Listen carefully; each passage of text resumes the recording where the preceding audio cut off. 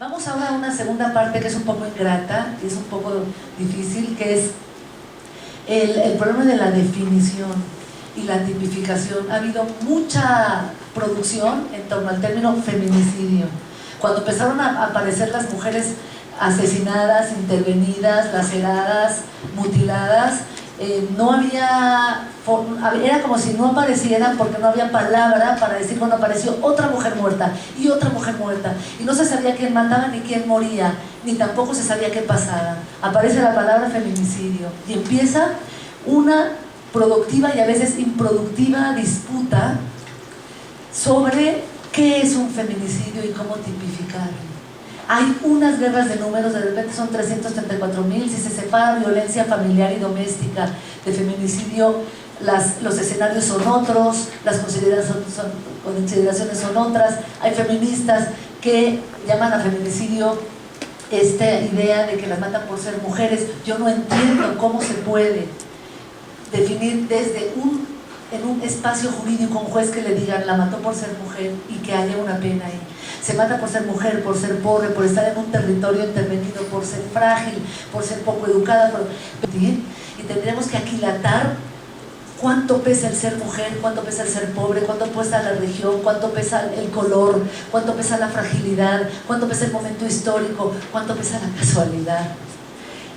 Entonces yo quisiera preguntarles sus ideas con respecto a la definición de feminicidio y con qué tipo de características, si pudiéramos poner por lo menos las tensiones en el debate, con qué tipo de definición se comprometen y cuáles son las dificultades al nombrar este evento y al decir las matan por ser mujeres.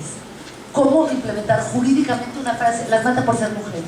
¿Qué juez va a condenar a alguien la matan por ser mujer? Hay que aquilatar cuánto vale ser mujer, cuánto vale ser pobre, cuánto vale ser indígena, cuánto vale ser precaria, cuánto vale ser maquiladora, cuánto vale vivir en Juárez. Diputada Teresa Inchaustegui, por haber elevado ya en esta iniciativa Congreso de la Unión, y me parece muy importante, ¿no? Para tipificar. Sí, pues la iniciativa aquí la traigo.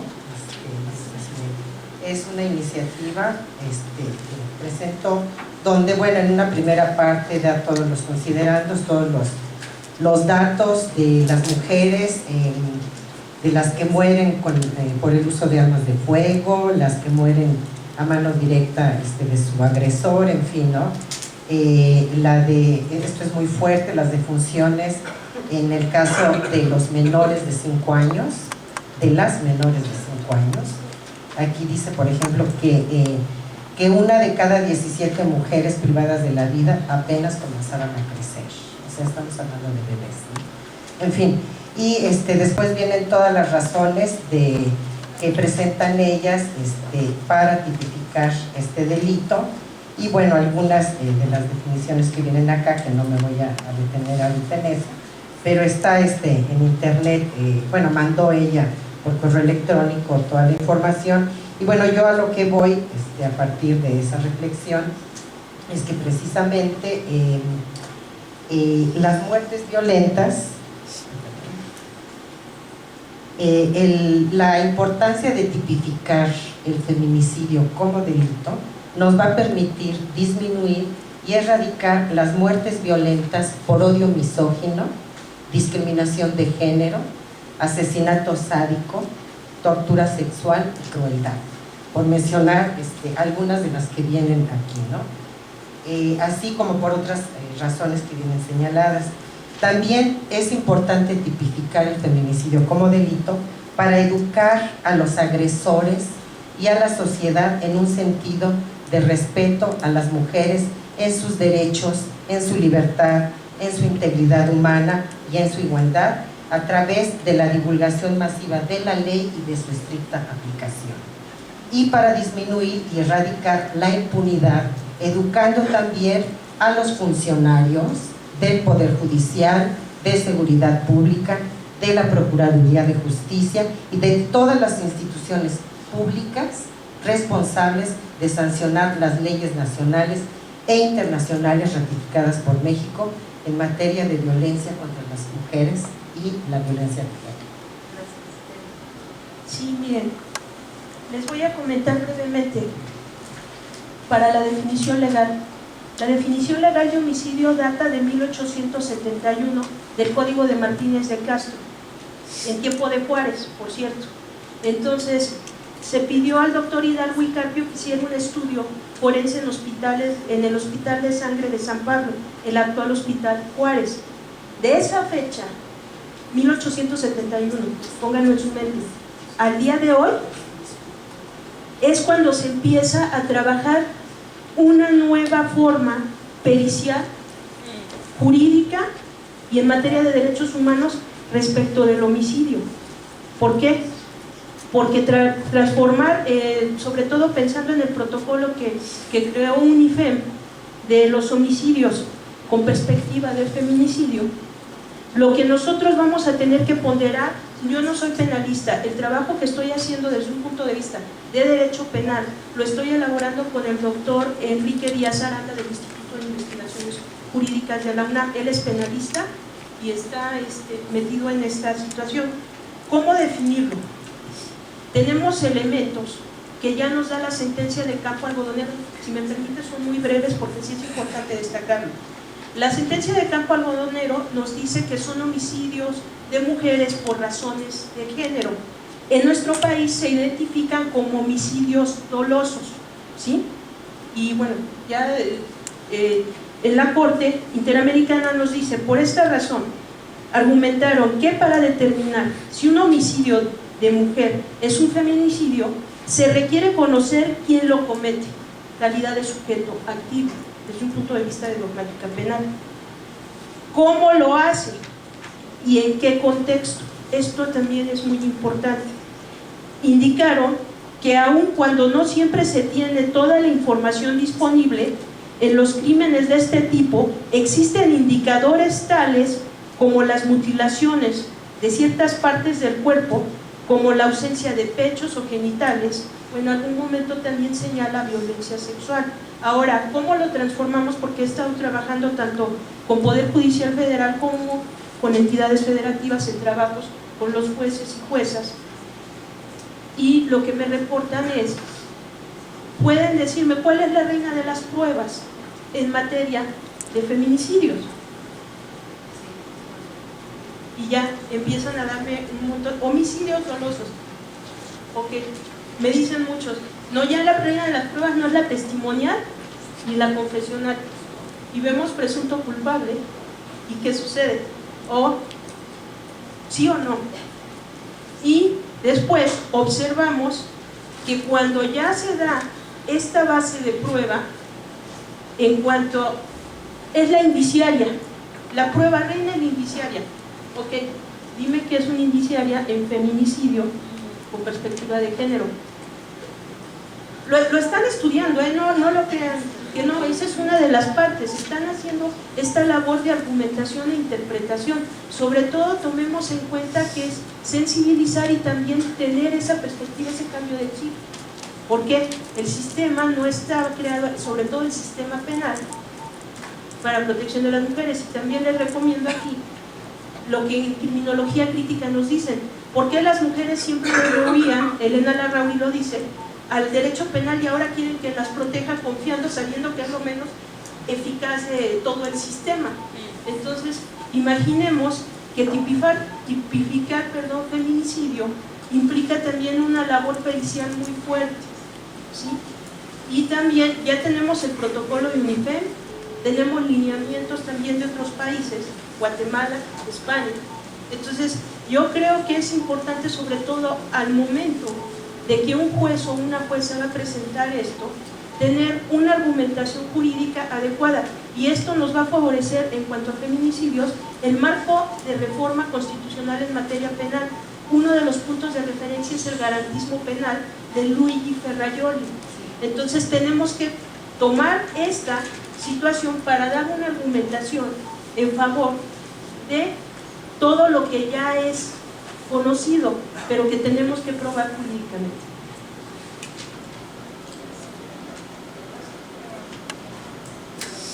Bueno, yo no comparto la idea de que la tipificación del feminicidio abata las víctimas. El ejemplo más concreto es que Guatemala está tipificado el feminicidio, al igual que El Salvador. Definitivamente considero que no, el tipo penal no es una solución al problema, realmente. Desde luego que puede ayuda muchísimo a visibilizarlo y es una demanda fundamental y, del movimiento de mujeres, etcétera. Sin embargo, por ejemplo, en Chihuahua, el 93% de los feminicidios tienen su origen en la violencia familiar y aquí es más bien, y todas de algún momento tocaron puertas en el sector salud o en alguna instancia, ¿no? Y fueron minimizados sus relatos, etcétera. A mí me preocupa mucho estas diferentes iniciativas que conozco, porque tengo también la del DF, porque la complejidad con la que están realizándose hace que la litis, ya cuando yo vaya a estar, por ejemplo, en un juicio, sea muy complicado. Entonces, nosotros lo resolvimos muy sencillo. En Chihuahua, efectivamente, no existe el tipo penal, no dice feminicidio, pero nosotros lo hicimos tomando como base. Esto lo llevo yo ahí los jueces, como si fuera la Biblia, que es el libro de feminicidio de Patzilí Toledo.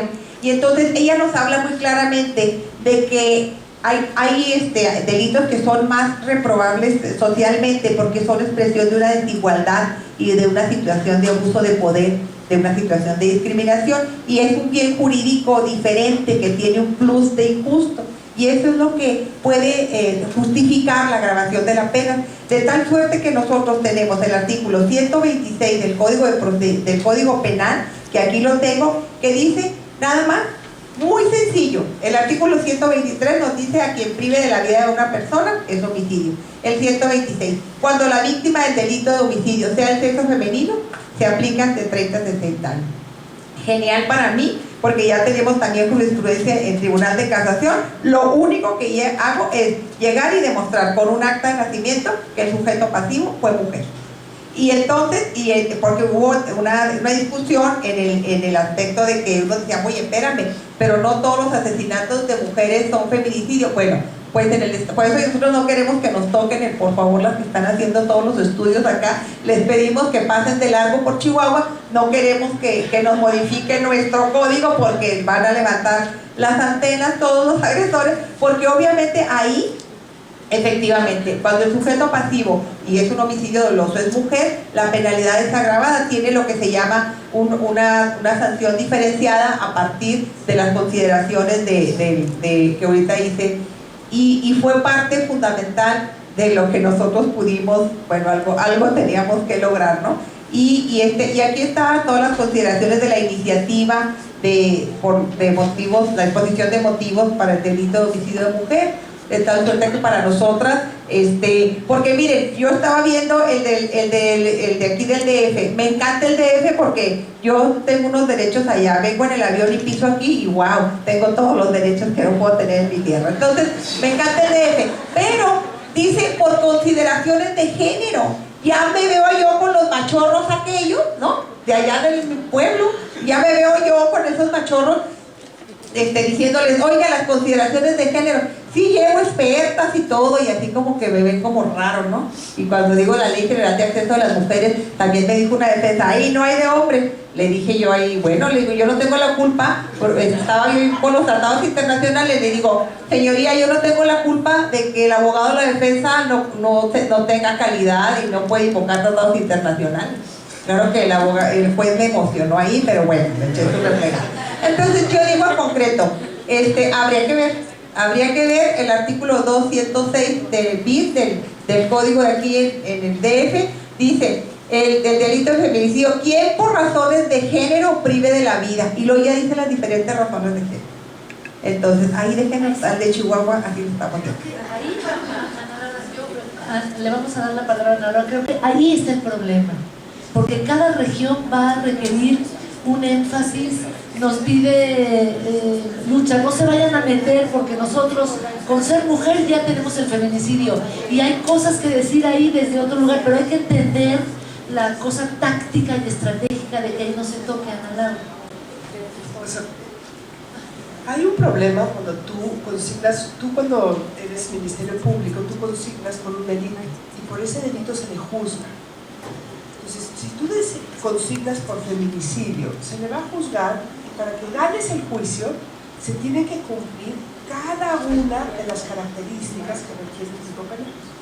Si yo estoy consignando por feminicidio, y digo que feminicidio es privar de la vida a una mujer por razones de género, supongamos que no estuviera especificado las razones de género. Bueno, si yo estuviera defendiendo al acusado, me pasaría horas discutiendo las razones de género. Y me estaría horas tratando de decirle al juez que no hay razones de género. Y eso ya haría que posiblemente no ganes el juicio, porque se le consignó por feminicidio, no se le consignó por homicidio. Yo creo que mi estrategia sería que no se tipifique como delito, que se tipifique como agravante. O sea, un agravante es, esto es homicidio, pero si además, como está en el Código de Chihuahua, lo cometes contra mujer, eso es superable. Pero si además, por ejemplo, tomáramos algunas de las cosas que pone TV Chao, además se trata de que la víctima y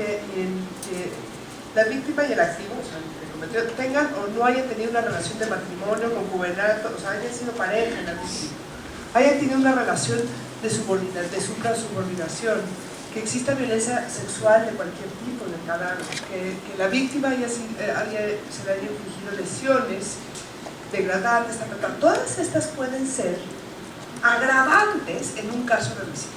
Entonces te van a juzgar por homicidio y le van a sumar años de condena por estas agravantes, si el Ministerio Público logra demostrar alguna de estas. Pero a mí lo que me preocupa y me parece poco estratégico de tipificar el feminicidio es que si tú consignas por feminicidio y no logras demostrar eso, posiblemente estás en un peor lugar, porque vas a tener absolución. Que eso es un poco lo que está diciendo Maricela.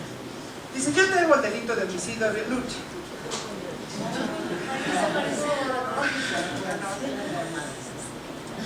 Bueno, está leyendo aquí.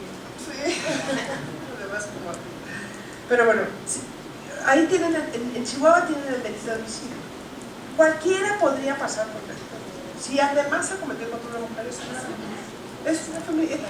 pero es como un agravante, pero te están consignando por feminicidio. A mí me parece que ese sería un movimiento más estratégico. Ahora, creo que ha sido muy exitoso el movimiento feminista en poner el tema del feminicidio.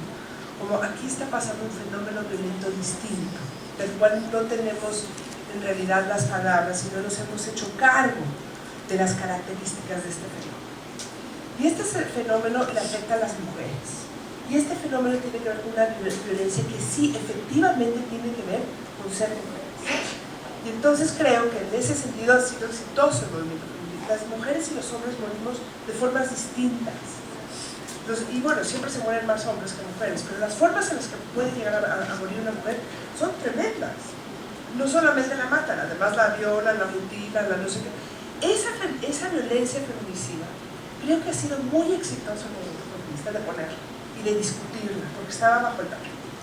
Y no es lo mismo, o sea, y de verdad podríamos encontrar patrones de cómo se mueren las mujeres y nos daríamos cuenta pues que si queremos que no se mueran las mujeres tenemos que atenderlo de forma muy distinta a cómo se atiende el homicidio en general. Por ejemplo, en el Distrito Federal la forma más probable para morir es que te asalten y resistes el asalto. Si tú quieres hacer una política, pues quizá pones algunos letreros de no resista el asalto, posiblemente lo mando, pongas el jurídico operando. Eso está muy bien. Pero si quieres bajar la violencia feminicida, quizá tendrías que hacer muchísimas políticas para detectar antes de que las maten en violencia intrafamiliar, en violencia en el noviazgo, en los que...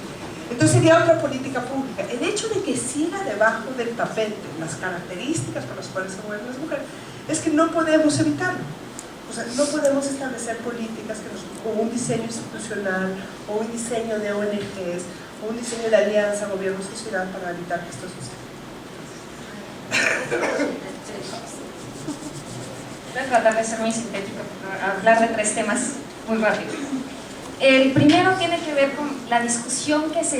No es cierto, más bien, el primero tiene que ver como por qué tipificar el feminicidio, por qué hacer un tipo penal específico, aunque Lucha está como en contra. Pero también te voy a explicar por qué no en Chihuahua a lo mejor no se meterían. El común denominador en todos estos delitos dolosos contra mujeres es justamente una violencia extrema. una violencia que se viene manifestando en contra de las mujeres y en la cual acaba en una muerte y que tiene como un denominador esta violencia y que es perpetrada por las parejas, por el cónyuge, por el superior jerárquico, etc. Eso me lleva a otro punto que quería hablar. El 80% de los homicidios dolosos de mujeres, casi podría atreverme ese 80%, lástima que Paz López no terminó de hacer su presentación, podrían prevenirse. Nosotros cuando salgamos de aquí no podríamos determinar si saliendo van a matar a una persona fuera de la Torre 2 de Humanidades, pero sí sabemos cuándo van a matar a una mujer en los casos de violencia familiar. Nos viene dando toda la alerta. Si efectivamente estas medidas de protección de las que habla la Ley General de Acceso de las Mujeres a una Vida Libre de Violencia y todas las estatales que existen, se transformaran en las medidas cautelares que hace muchos años existen en los códigos procesales penales de todo el país, entonces podríamos realmente prevenir estas muertes de mujeres. Es decir, si nuestro sistema de justicia funcionara, pues podríamos por lo menos decir que ese 80% de mujeres que van a morir a manos de sus parejas o de sus exparejas, lo podríamos prevenir. Por eso es tan importante crear un tipo penal específico. Coincido con la historia que nos hizo Tere con respecto a desde cuándo se tipifica el homicidio y desde cuándo además se tipifican ciertas causales en las cuales el homicidio es calificado. ¿Qué pasa por el delito de homicidio doloso de mujeres desde una perspectiva de feminicidio, como lo llama el protocolo de UNIFEM? Bueno, que lo que está detrás de ello son estas calificativas de agravar un homicidio: la traición, la ventaja y la alevosía. Si a la persona en que depositamos la confianza nos traiciona y nos mata, tiene una situación de alevosía o de ventaja en el momento en que nos encontramos en una situación de vulnerabilidad. En este momento hay dos iniciativas presentadas por distintas diputadas en el Congreso Federal. Me refiero al Congreso Federal porque son las iniciativas que se están discutiendo en este momento. Hay una muy vieja del Senado que se está rescatando, que también va a ser analizada. Vimos con Paz López que ya existe un tipo penal de feminicidio en Guerrero, que la realidad es que en Guerrero ya existía hace mucho. En el 2007 que aprobaron su ley general de acceso, su ley 553 de acceso a las mujeres a una vida libre de violencia, ya especificaban lo que era violencia feminicida y no lo copiaron como la ley general, sino lo hicieron como distinto. ¿Qué le faltaba a este tipo penal de violencia feminicida? La penalidad. Lo que hicieron fue cambiar ese tipo penal al código penal. Evidentemente los tipos penales que no se encuentran en los códigos penales, los ministerios públicos nunca lo ven, excepto cuando están en el código fiscal, que ahí sí hay dinero y se van a perseguir a la persona. En para todos los demás no lo ven, ¿no? Bueno, el punto es, en el código penal lo trasladan y entonces ponen ciertas agravantes. ¿Qué es lo que no hacen y por qué Guatemala no ha funcionado como lo puso Lucha Castro en la mesa? Bueno, que demostrar las razones de género, primero explicarle al Ministerio Público qué significa toda esta teoría de género. Es una razón de género, es una cuestión muy complicada. Por eso no le funciona a Guatemala este tipo penal de femicidio que tiene, y entonces los homicidios de mujeres siguen sin investigarse y siguen impunes. El problema radica justamente en cómo se va a investigar. Entonces, en estas dos iniciativas que difieren efectivamente mucho y que en el fondo es muy distintas las iniciativas, porque una iniciativa que se presentó pues hace 8 días, porque incluso lo hicieron de la misma manera, tanto en la Comisión de Feminicidios que preside Teresa Inchaustegui, la diputada Teresa Inchaustegui, lo presenta con el aval de los diputados de todas las fracciones parlamentarias. La que se presentó hace 8 días también se presenta con el aval de todas las fracciones parlamentarias, ¿no? ¿Cuál es la diferencia? Que, por ejemplo, la de hace 8 días se presenta como todo un paquete completo de acceso a la justicia de las mujeres que incluye el tipo penal de feminicidio y además incluye reformas a los códigos, al Código Procesal Penal, que todavía no tiene el sistema penal acusatorio, hay que decirlo, pero en el que establece principios de investigación. Eso es lo que hace. Y bueno, y empieza a hablar sobre todo un catálogo de delitos que se cometen contra las mujeres, en el que es todo una reforma que habla sobre el acceso a la justicia de las mujeres. La propuesta que se presenta por la Comisión de Feminicidios, presidida por Teresa Inchaustegui, el martes pasado, se presentó ayer, fue ayer cuando se presentó, no la pudo presentar hasta ayer, creo. bueno, habla de, solamente habla del tipo penal de feminicidio, obvio por la característica de su comisión al lugar, pero digamos es como más amplio. Las diferencias radican también en cómo lo colocan, perdón que me haya extendido tanto, cómo lo colocan en el Código Penal. En la de Teresa Inchaustegui, hablo como de autoras, aunque son muchas, ¿no? En el de Teresa Inchaustegui hacen un nuevo título que se llama Delitos contra la Igualdad de Género. En la otra propuesta, que le llaman la propuesta de las priistas, llamémosle así si quieren, aunque la de todos los códigos, de todas las fracciones parlamentarias, el delito de feminicidio lo incorporan dentro de los títulos contra la vida y la integridad de las personas. No olvidemos que el Código Penal tutela bienes jurídicos, y entonces lo que estamos viendo en la de Teresa Inchaustegui es que el bien jurídico tutelado es la igualdad de género, que no más bien el bien jurídico tutelado es la vida de las mujeres, la vida, la integridad y la seguridad de las mujeres, y bueno, y en el otro sí se tutela esta parte. Lo que se hace es agravarlo en el momento, como lo hace Chihuahua precisamente, es decir, cuando se cometa un homicidio contra una persona del sexo femenino y se pone alguna circunstancia de estas, por violación, por violencia familiar, tratos humanos crueles o degradantes, por una situación de vulnerabilidad o en un estado de indefensión, se agravará la pena, justo como lo estaban comentando. Son agravantes que ya existen, como lo decía, traición, alevosía, ventaja, que no vamos a tener gran conflicto para demostrarlo en una investigación y en su momento en un proceso judicial. Sí, miren, rápidamente. En criminología crítica hay una regla que es: elevando las punibilidades no garantizamos que baje el índice delictivo. Otra, como lo establecí al principio, necesitamos 3 elementos: marco jurídico, infraestructura y personal.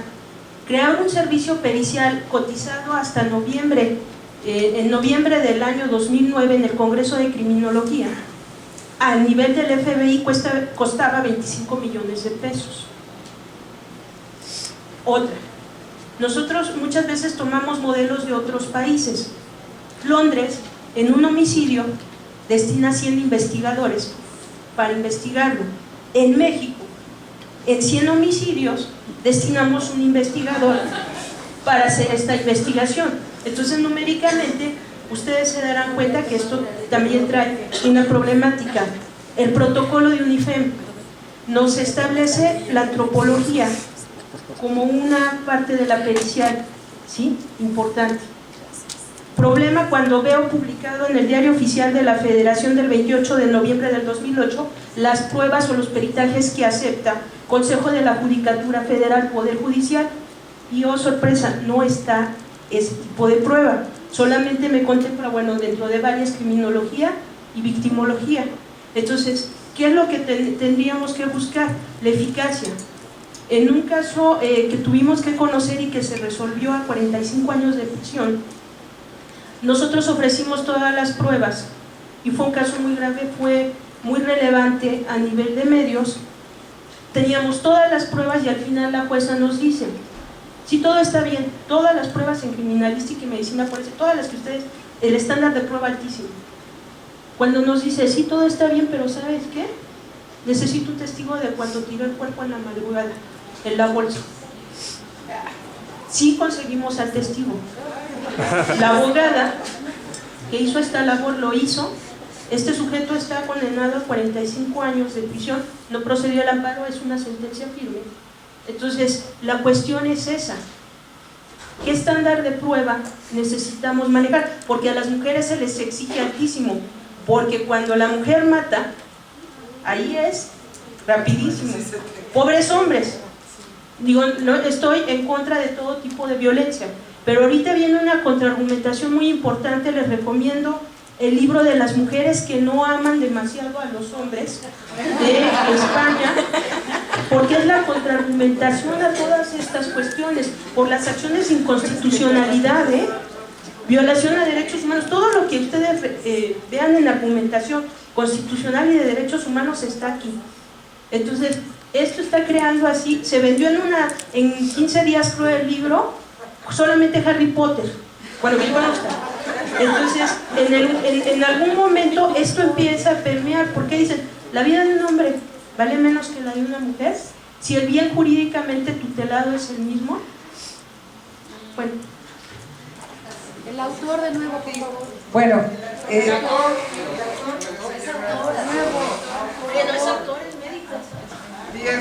Diego de los Santos López. Bueno, a mí me llegó por vía internet esta reforma que dice del Código Penal Federal y de procedimientos y se me pararon los pelos de punta. Primero, porque la exposición de motivos señala que es la base para las reformas en todo el país. Segundo, porque es violatorio de todo el procedimiento. Por ejemplo, ahí, ustedes lo ven porque está en internet, se establece que se considera el delito de violación las relaciones sexuales consentidas de menores de 18 años.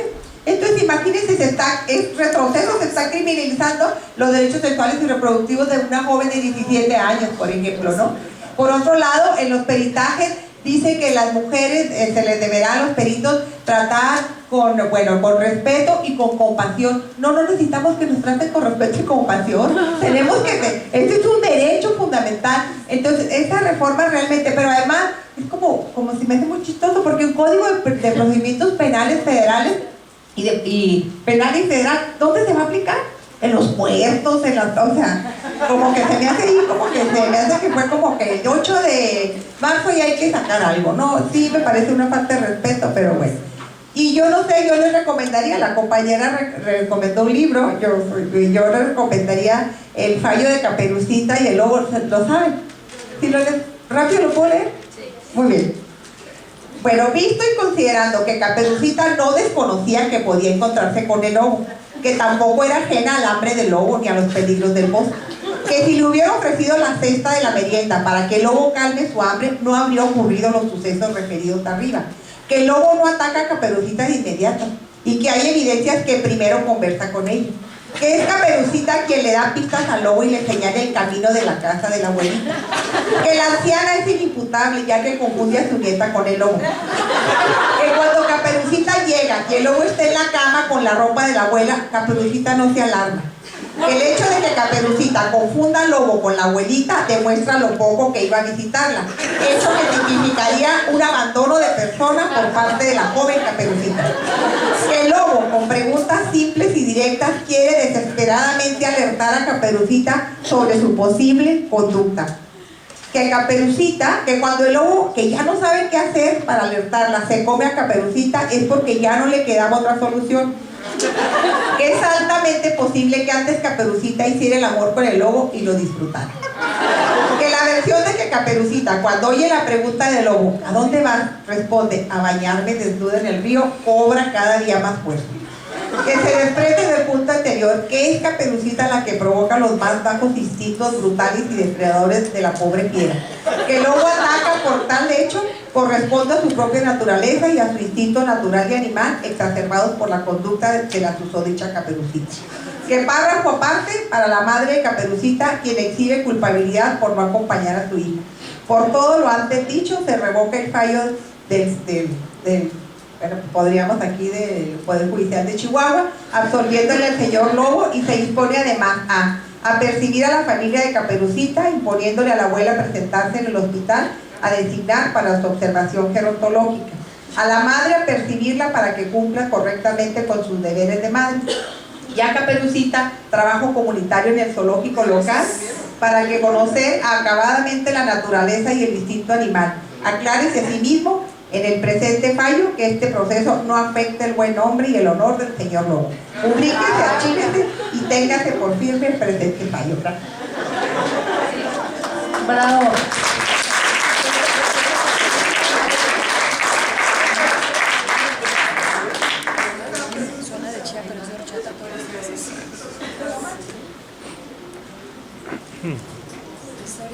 Ya que estamos en las narrativas, tenemos invitadas juristas, tenemos un periodista escritor.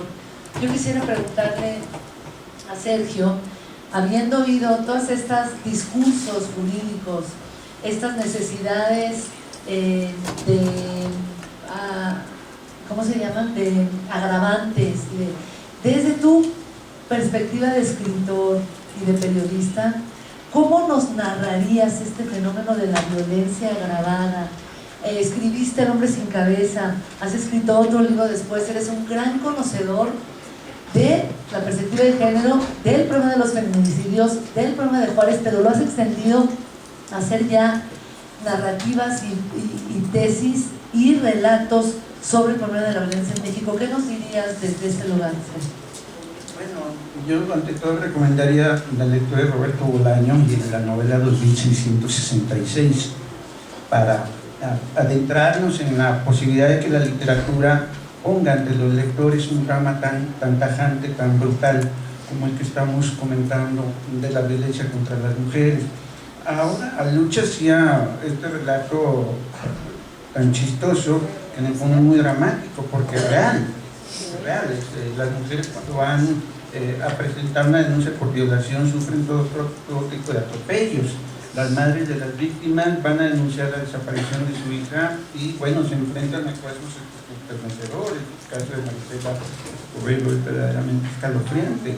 Es cuando uno llega a un límite, cuando observa que ni el Ministerio Público, ni los jueces, ni el gobernador, ni el presidente de la República, al que ella fue a buscar y pedir audiencia para pedirle, para mostrarle simplemente su indefensión, y no tuvieron la deferencia de recibir.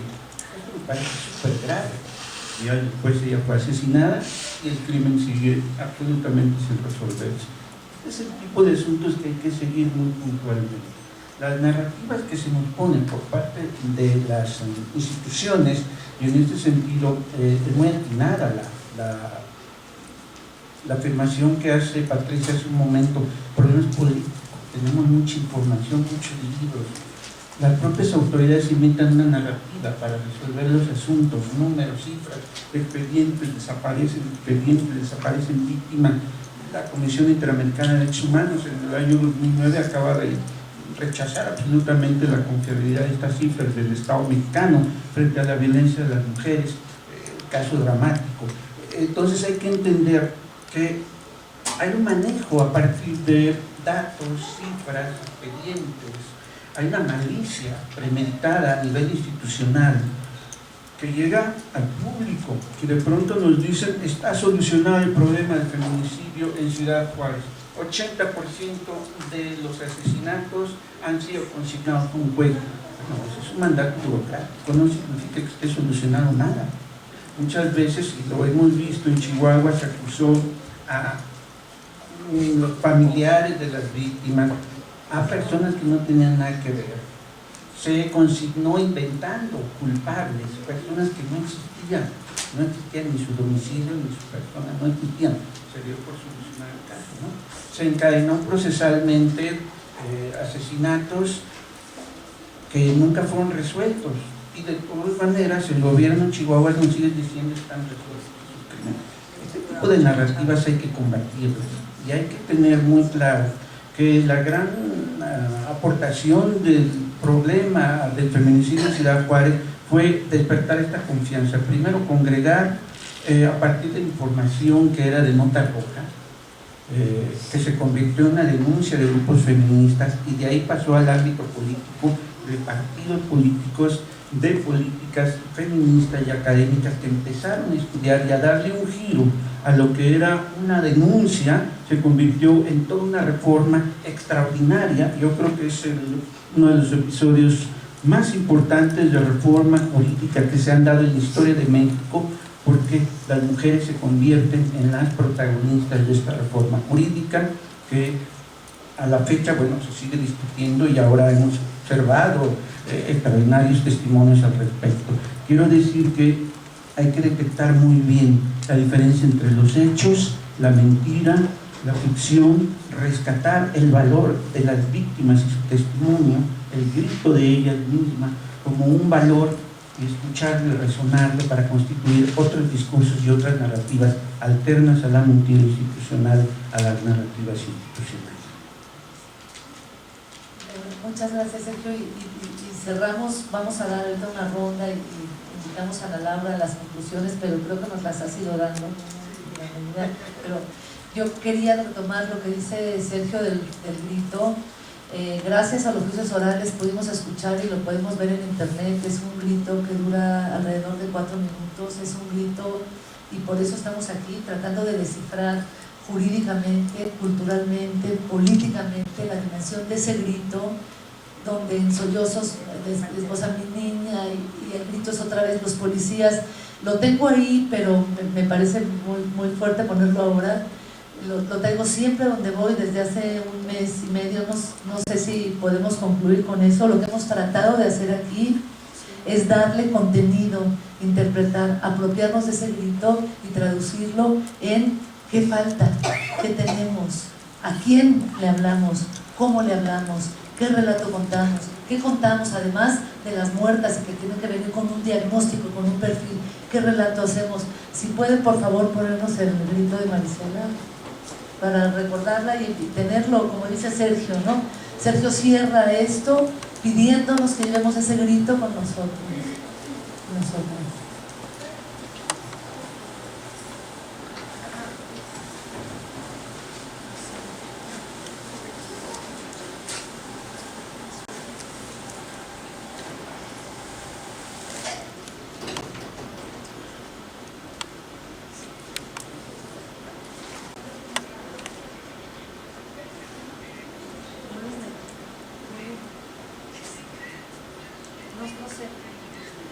¿Puedes salir, por favor? ¿No es esto?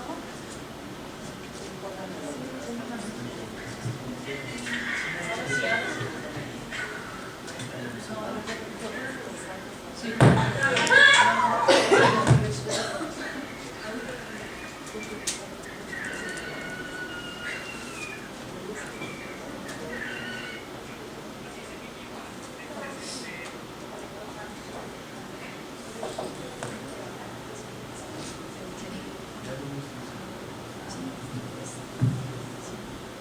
El tribunal absuelve por unanimidad a Sergio Rafael Barraza Bocanegra de la acusación que le hizo el Ministerio Público como autor del delito.